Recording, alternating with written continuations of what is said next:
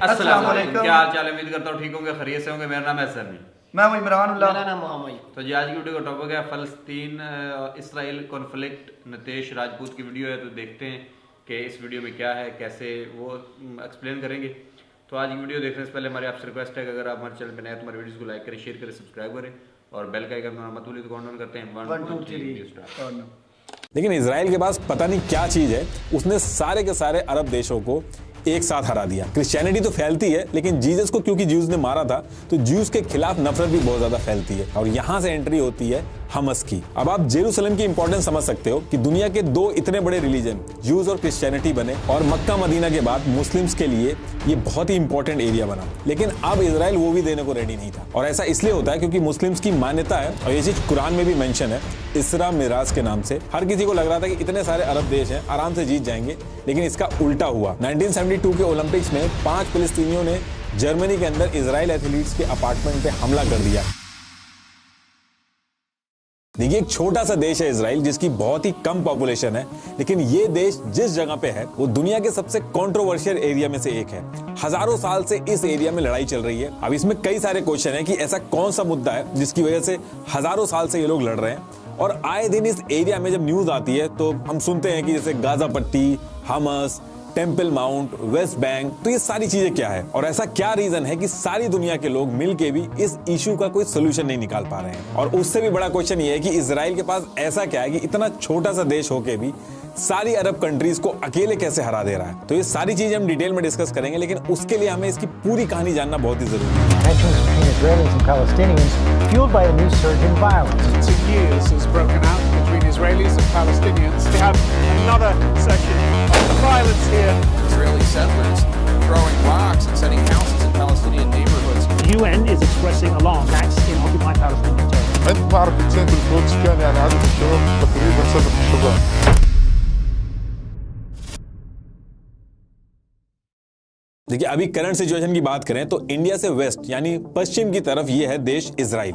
ये जितना आप येलो में देख रहे हैं ये इजराइल है और ये जो ग्रे कलर में वेस्ट बैंक और गाजा स्ट्रिप है ये पैलेस्टीन देश है। इजराइल के अंदर ही पैलेस्टीन है और ये जो आप स्टार देख रहे हो ये है जेरूसलम। जेरूसलम ही मेन रीजन है जिसकी वजह से क्रिश्चियन, जूस, मुस्लिम में कंफ्लिक्ट हुआ, वो मैं भी आपको आगे बताऊंगा। इन सब चीजों की शुरुआत होती है 1047 बीसी से। उस टाइम पे ये किंगडम ऑफ इजराइल हुआ करता था, यहाँ पे जूस रहते थे और इसको जूस किंग सोलोमन रूल करते थे। किंगडम ऑफ इजराइल की जो कैपिटल थी वो थी जेरूसलम। इसी जेरूसलम में किंग सोलोमन ने जूस का फर्स्ट टेंपल बनवाया था जिसका नाम था टेंपल माउंट और इस टेंपल में जूस रेगुलर पूजा करते थे। अब इसके बाद 586 बीसी में बेबीलोनियन आते हैं, वो इस फर्स्ट टेंपल को तोड़ देते हैं। उसके बाद पर्शियन आते हैं, वो इस फर्स्ट टेंपल को दोबारा बनवाते हैं और जब दोबारा बनवाते हैं तो फर्स्ट टेंपल का जो नाम है वो सेकंड टेंपल पड़ जाता है। और उसके बाद रोमन एम्पायर आता है, वो इस सेकंड टेंपल को फिर से तोड़वा देता है और इसकी बस वॉल बचती है। इस टाइम पे कुछ जो जूस होते हैं वो शिफ्ट होकर यूरोप चले जाते हैं क्योंकि उनको मारा जाता है और जो जूस बच जाते हैं तो उसमें से एक परिवार में जीसस क्राइस्ट पैदा होते हैं। तो जीसस क्राइस्ट एक्चुअल में एक जूस थे। जैसे जैसे रोमन एम्पायर के अंदर जीसस क्राइस्ट बड़े हुए, उन्होंने जूस की कोर टीचिंग से हटके जेरूसलम के एरिया के अंदर अपनी अलग टीचिंग शुरू करी। ठीक वैसे ही जैसे गौतम बुद्ध जी हिंदू थे, लेकिन उन्होंने अलग हटके बुद्धिज्म की टीचिंग दी थी और बुद्धिज्म एक अलग रिलीजन बना।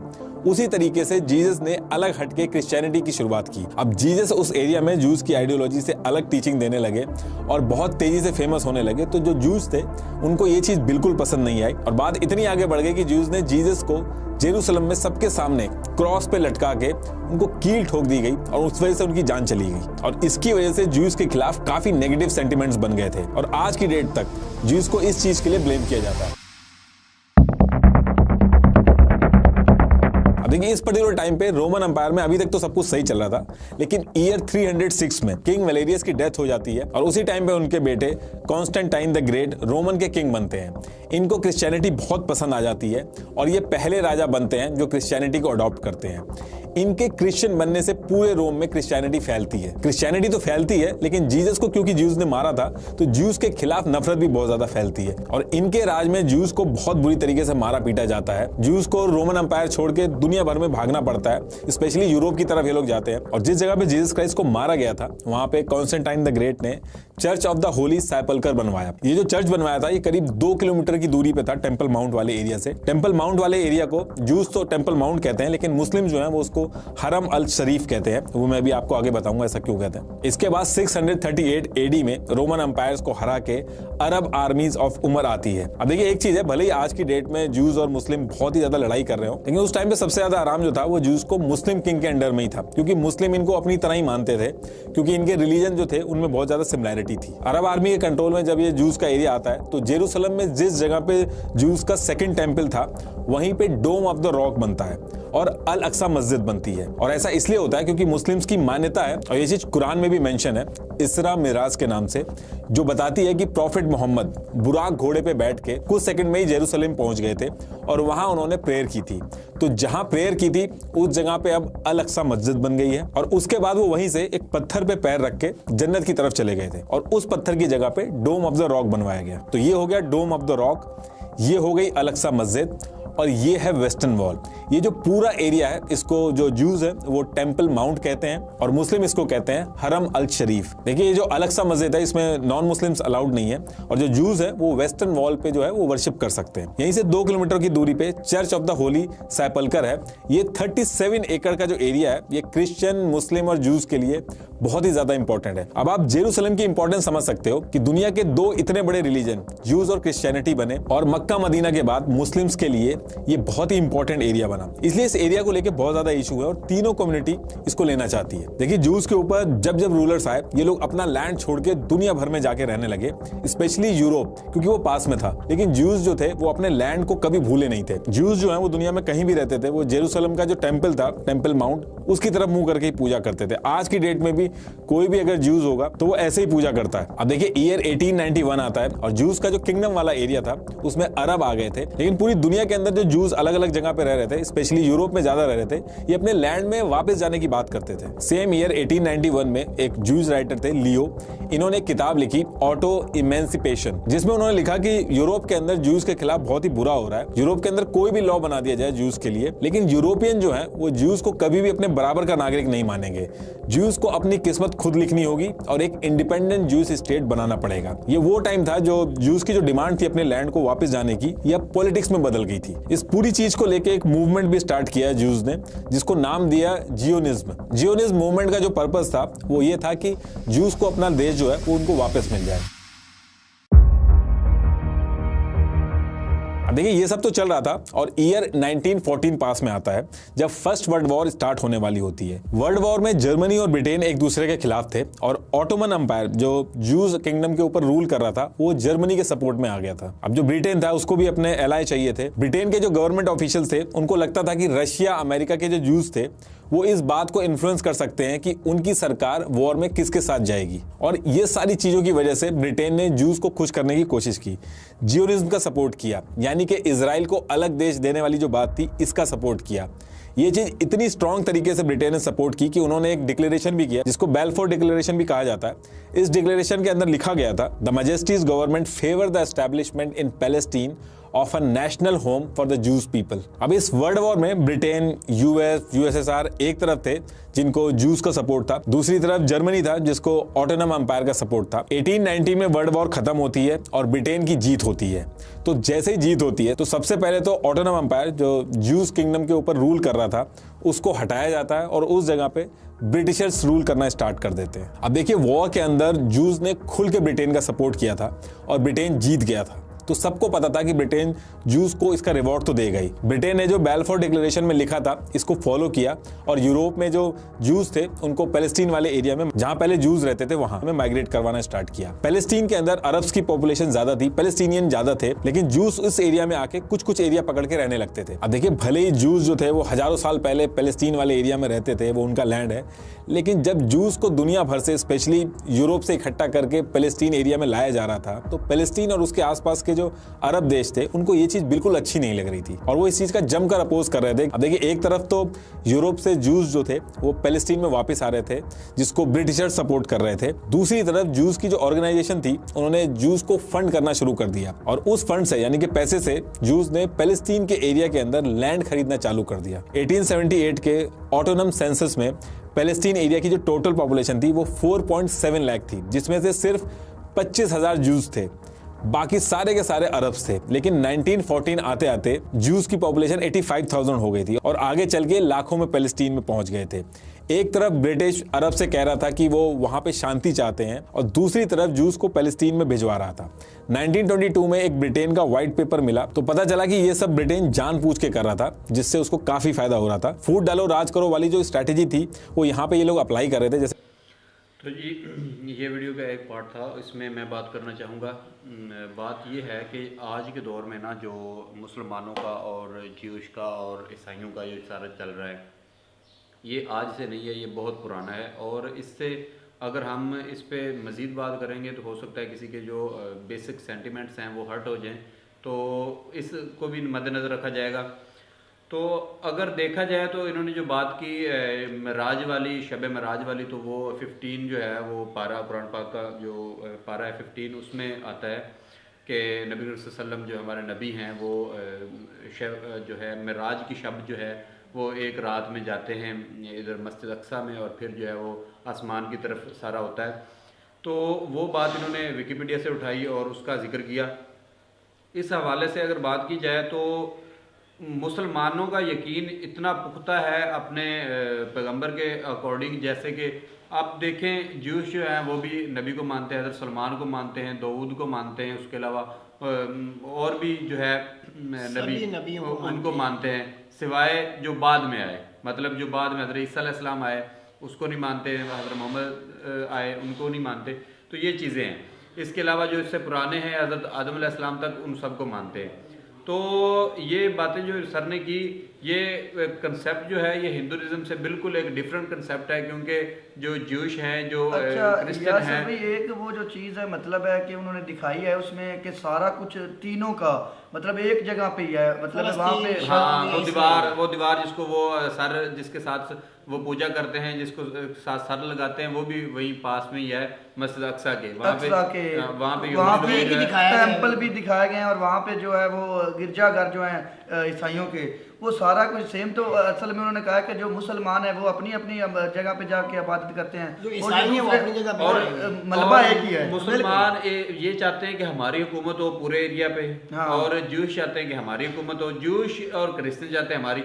अब जो आज के दौर की बात है वो ये है कि वो जो हज़रत सलमान अलैहिस्सलाम जो आज से बहुत सालों मतलब 100 सालों पहले की बात है, उनकी जो ताजपोशी हुई थी अकॉर्डिंग टू कुरान, ये सारा वाक़या जो है ये कुरान में भी अल्लाह ताला ने बताया है इंसानों की रहनुमाई के लिए कि ऐसे हुआ था। लेकिन वो एक स्टोरी नहीं है, वो सिर्फ एक सबक सिखाने के लिए या एक चीज़ बताने के लिए, क्योंकि जो कुरान है वो कोई साइंसी एतबार से कोई किताब नहीं है, कोई कह लें कि कोई कहानी स्टोरी नहीं है। उसमें सिर्फ इंसानों की रहनुमाई के लिए चंद चीज़ें जो है ना वो बताई गई हैं, ताकि अकल वाले जो हैं वो उससे हदायत लेने वाले हदायत ले सकें, और जो नहीं मानते वो उनका अपना है। लेकिन आज भी कुरान जो है ना यासिर भाई, जितने दुनिया के रिसर्च करने वाले हैं ना पूरी दुनिया में, कहते हैं जो चांद पे पहुंच गए हैं, उनके भी बैकग्राउंड देख लो, वो कुरान के तर्जमे को फॉलो करके गए। हाँ बिल्कुल ऐसे है। कोई दुनिया में ऐसे इंसान पैदा नहीं हुआ जो इस कुरान के तर्जमे के अलावा जो चाइना वाले हैं ना, चाइना वाले आज मतलब है आपको मैंने पहले भी बताया कि चाइना वाले मतलब है कि सुपर पावर की जंग लड़ रहे हैं। बिल्कुल। और जो उन्होंने तरक्की की है उन्होंने भी कुरान को फॉलो किया। मैं वही तो तुझे बता रहा हूँ, कुरान का जो तर्जमा है ना, हम तो अक्सर बस कुरान पढ़ लेते हैं, रमजान के महीने में पढ़ लिया, या कभी कुरान वो भी अरबी पढ़ते हैं ना, अरबी पढ़ते हैं, तर्जमा हम पढ़ते नहीं, इसीलिए तो फिरकों में बंटे हुए हैं ना।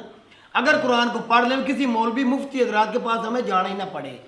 उसके तो बात हमने ये बात इसलिए नहीं की कि बाद में आप कमेंट करने लग जाएं और फिर जिससे सेंटिमेंट हार्ट होते हैं। तो मैं कभी नहीं चाहूंगा कि इस तरह की कोई बात निकले या कोई बात नहीं भाई, हमें कोई किसी के बारे में गलत बोलने की जरूरत ही नहीं, क्योंकि हम आप लोग ये मानते हैं कि हजारों साल 10,000 साल पुराना जो है वो हिंदुइज्म है, उनकी बुक्स हैं 20,000 पुराना है, तो हमें कोई इतराज नहीं, हमें कोई इतराज नहीं होगा, जरूर होगा, वो हिस्ट्री उनकी है, मतलब हम अपनी हिस्ट्री को मानते हैं, वो अपनी हिस्ट्री को मानते हैं। जो बुक्स आप लोग बताते हैं या जो चीज लिखी गई है वो वाकई हजारों साल पुरानी लिखी गई है, तो ये चीजें जो है वो अपने अपने एतबार से जो है वो सब लोग मानते चले आ रहे हैं। तो उसी हवाले से अगर आज के दौर में ज्यूश देखा जाए तो वो वहाँ पे अपना एम्पायर चाहते हैं पूरा, और ये एम्पायर छोटा नहीं, वो जितना बड़ा था, जिसमें पूरे अरब जो है ना, पूरे वो अरब के देश दिखाए गए, वो सारा अपने अंदर समेटना चाहते हैं। और दूसरी जो है ना यासर भाई, इस वीडियो का जो मुकम्मल है ना, मतलब ये पार्ट 1 है, अब आगे पार्ट 2 में इसका प्रॉपर जो है ना, मतलब यहाँ तक जो बातें थी उस हवाले से मैं बात कर रहा हूँ। और एक टाइम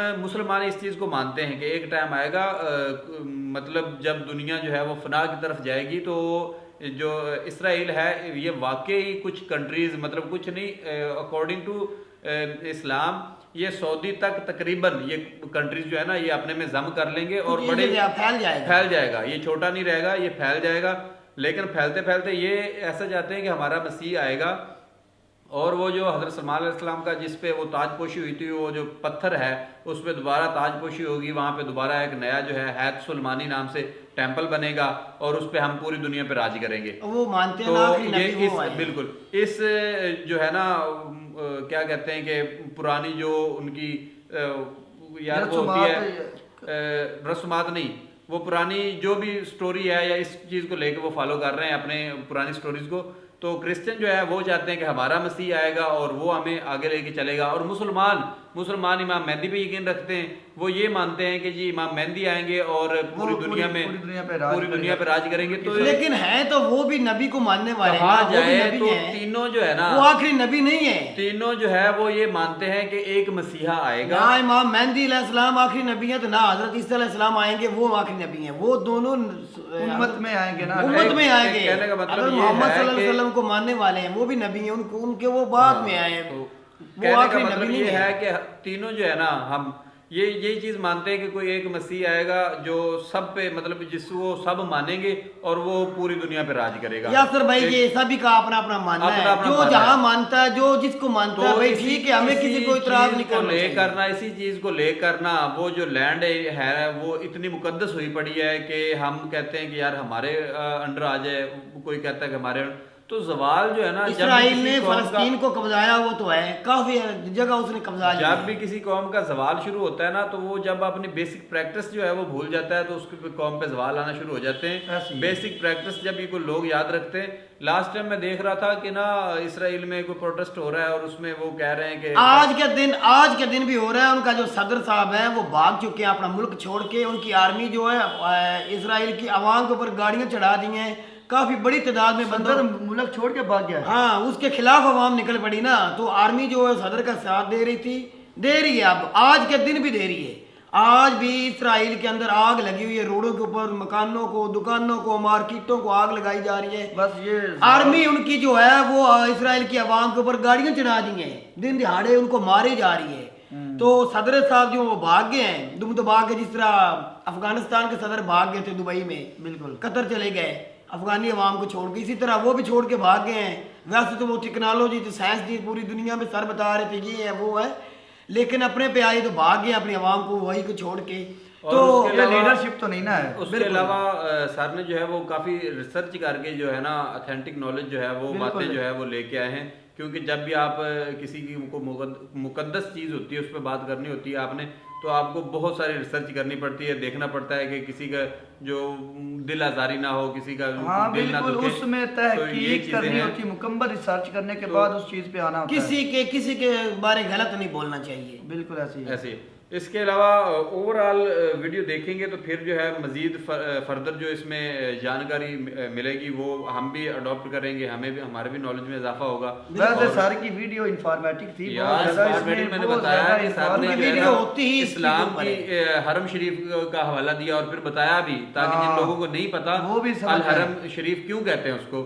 और किसी भी एक वर्ड में जब बोल रहे थे तो कोई एक वर्ड इधर का उधर नहीं किया, ताकि मतलब अल हरम भी कह सकते थे, साथ में शरीफ लगाया उसका पूरा नाम, ताकि जो देखने वाले हैं जो मुसलमान हैं उनके वो भी हर्ट ना हो। और मस्जिद हम मस्जिद अक्सा कहते हैं, लेकिन उसका नाम अल अक्सा है, तो पूरा नाम लिया मस्जिद अल अक्सा। तो ये चीज भाई हक भी इस तरह ही बनता है ना, वही ना बंदा नाम जो बिगाड़ के नाम जो पूरा नाम जो है ना वो लिया गया। और इस तरह समझाया गया कि ताकि जिनको नहीं भी पता वो भी समझ सके कि यार ये चीज़ क्या है और क्यों मुसलमान और जूश और जो ईसाई हैं ये आपस में जो है वो गुत्थम गुत्थे हुए पड़े हैं। तो इसका नेक्स्ट पार्ट देखेंगे, फिर जो फर्दर बातें होंगी इस पे। तो हाँ, उस पे तो इसी के साथ वीडियो का इख्तिताम करते हैं। मिलेंगे नेक्स्ट वीडियो के साथ, तब तक के लिए हमें दीजिए इजाज़त। अल्लाह हाफिज़।